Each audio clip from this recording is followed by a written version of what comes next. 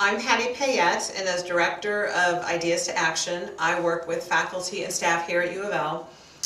in a wide variety of ways in using the intellectual traits. So one way that I know faculty at U of L use the traits is through an example of intellectual fair-mindedness. So there is a faculty member in the School of Social Work that uses the trait of fair-mindedness and uses the poster to remind his students when they're talking about social work theory or approach. He reminds them, well, what are some other ways we need to look at this? How can we be fair-minded in thinking about this topic or this point of view? So that's one way that they use fair-minded.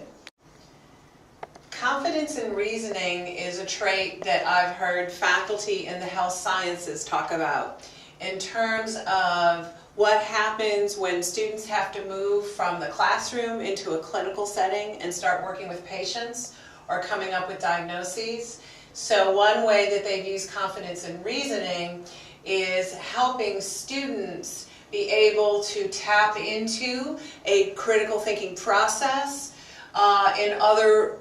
as a way to think through, how would I treat this patient? I have a patient sitting here, what's the process to begin to think through? And it helps emphasize that as a practitioner and as a clinician, they want to have confidence and be able to have the tools they need to think through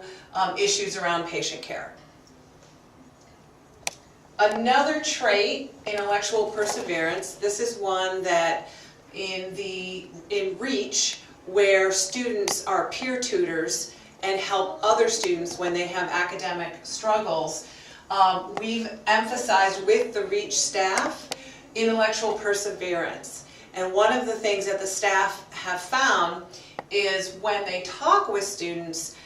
they want to help students see that confusion, frustration, and uncertainty is part of the process of learning,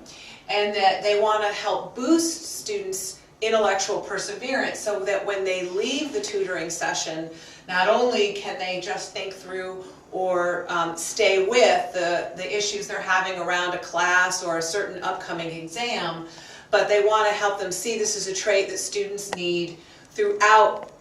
their life in college, and that this is something that they can continue to work on and deepen in all their years at U of L. Intellectual empathy, in which students need to consider others' perspectives in order to accurately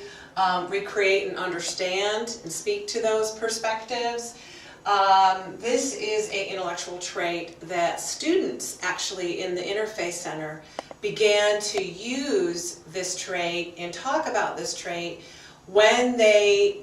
created interfaith dialogues, where students would get together and a student peer would lead a discussion where everyone in the group would need to think about different faith traditions, and they would need to think about